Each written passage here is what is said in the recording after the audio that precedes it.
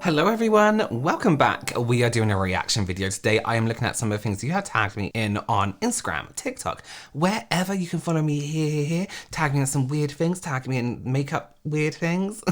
Subscribe, give this video a thumbs up. Let's just get straight into it and see what I have for you today.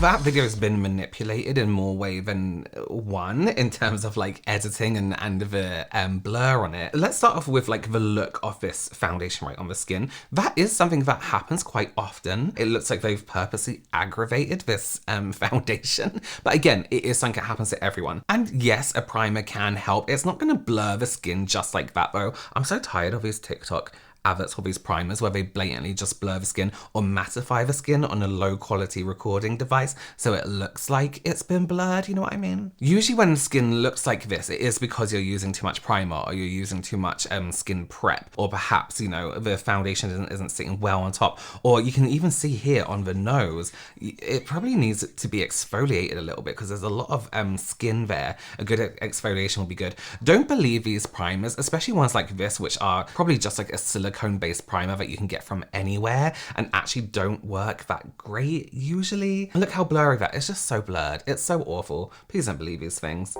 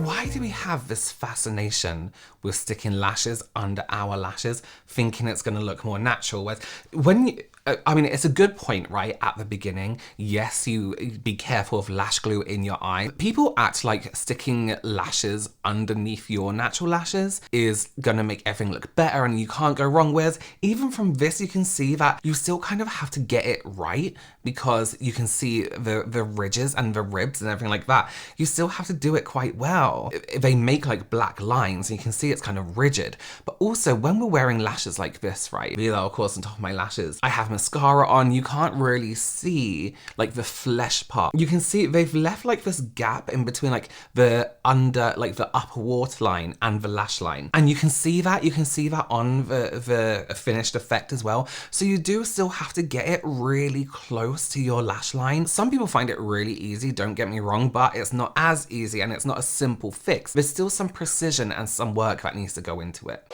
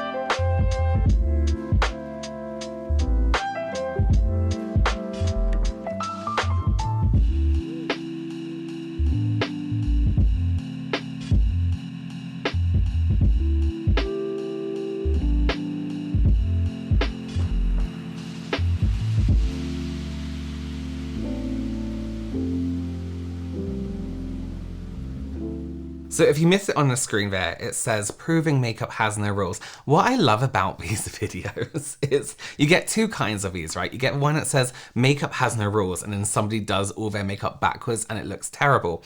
And then you get the ones that say proving makeup has no rules, like this one, and then they go on to use all the rules of makeup, including blending, color correction, sculpting, carving, shaping, you know. As I always say, creativity and individuality have no rules, meaning do what you want.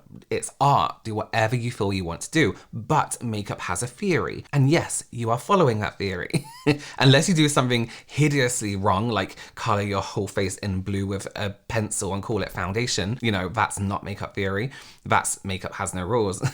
But everything you are doing is makeup theory. It's fine. Like when you cook, you turn on the oven, you know, add certain seasonings and things like that. It's the theory of cooking. It's the theory of makeup. It's fine to say it has rules because it does. But a lot of people know how to follow the rules already, subconsciously. You're doing it. But when videos like that, it's like, yeah, but I can point out all the theory and rules of makeup you are using in that video. You know what I mean? And again, it's like they do something, but then they use a theory of makeup to correct what they've just done. The lazy eyeliner hack. I'm going to show you how to do it. So you really only need two products. I'm going to use the Maybelline Tattoo Studio. This is a drugstore liquid eyeliner pen. It is so precise, so good, and like $10. And then you're going to need a small angled brush. Okay, look how easy this is. My makeup's already done. You're going to come in and literally just draw the tiniest line right there. Doesn't need to be good, doesn't need to be perfect, because you're going to come in with your angled brush and just buff this into your waterline and then out. And again, it doesn't need to be perfect because we're going to come clean it up. Okay, same thing on the other eye. Just a tiny line. Come in with our angled brush. Just work that right into the waterline and connect it. And then bring it out just ever so slightly. Okay, take a look, make sure they're somewhat even. And then I literally just take my fingers and slightly go like this. If you don't trust yourself, you can use a tiny concealer brush and really clean that up. But I just drag so it has a natural pull. And if you get too much black, just take your finger, pat it, clean it. There you go. Literally the easiest eyeliner hack in the entire world. Then you have the perfect smoked out winged liner. Let me know what other makeup hacks you guys want to know. A few things I would say about that, right, is, I mean, it looks fine, don't get me wrong, and I'm just about to be extremely, extremely picky, is when you smudge it out like that, you kind of, the density of the line is different throughout. So in that one, for example, there's almost like, sorry, I'm like picking my nose, there's like a tiny bit of a gap in between. So to make that even better, and I know it's meant to be quick, two things I would do, right, because it looks great like that, but here's two things I would add. We do the line like half, like, you know, up this way a little bit. One thing I would do just to make it a little bit more liner-esque is then go in with another line underneath, or just shade in right from the outside corner of the eye and shade in the gap underneath, because then it can kind of look like old liner. You know what I mean? Like you've been wearing it all day and it's kind of like melted away underneath. Am I making sense? Because sometimes I talk and I'm like, does that make sense? Like the line looked a bit jagged and bumpy close up. And although like, yes, it looks great further away, when we get close up to makeup, sometimes it can look a little bit day old. You know what I mean? But I liked that hack. That's a nice, quick liner hack. I love those.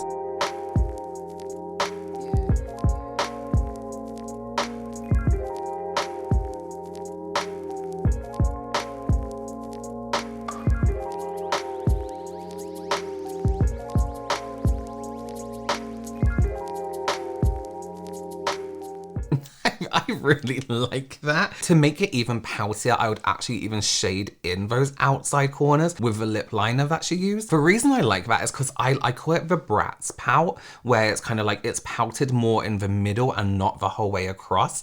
Sometimes when we overline our lips, we go the whole way across. But I do like the inside, like kind of pout. I think it's cute. I think it's nice. The thing at the beginning was obviously just to grab attention because it's not very necessary. Putting foundation on the lips doesn't necessarily help it last longer. It's not very necessary. Putting foundation on the lips doesn't necessarily help it last longer. It may neutralize the canvas. I do that sometimes to block out redness from my lips because I don't like my lips looking too red. But yeah, I think it's cute. It's cute.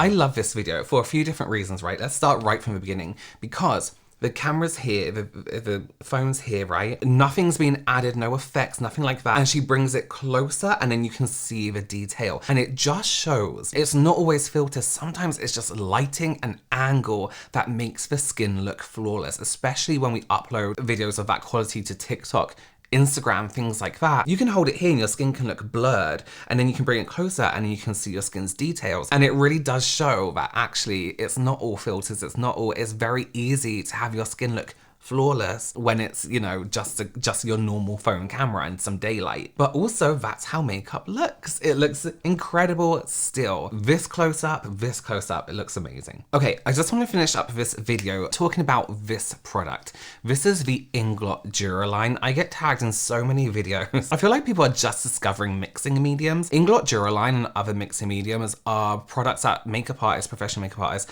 have used in their kit for years and years and years and years and years. It's so helpful in many ways, mainly to refreshen like dried up makeup. It can also make all these different products one product. For example, if you want to make an eyeshadow into a lipstick, you can get a lip mixing medium. You want to make a eyeshadow into mascara, you can get a mascara mixing medium. There's a mixing medium for everything. It does loads of things, but those are some of the main things. Yes, it works. Yes, it does everything that people says it does. You can mix it in with foundation if you wanted to. You can get alcohol bases. You can get, obviously not for the face, for the body. You can get airbrushing ones. You can get all these different bases, water-based, alcohol-based. These are products that do absolutely work, and Inglot Duraline is something I have backstock off because it's in my kit, it's in my regular makeup, it's everywhere because it is a must for professional makeup kit. So I just want to say that loads of brands do different ones. Also, I just love the Duraline one. I think it just works for everything. Thank you so much for joining me. Remember to tag me in these things, and don't tag me in like funny things because I think my sense of humor is really dry and I don't find a lot of things funny. Thanks again for joining me, and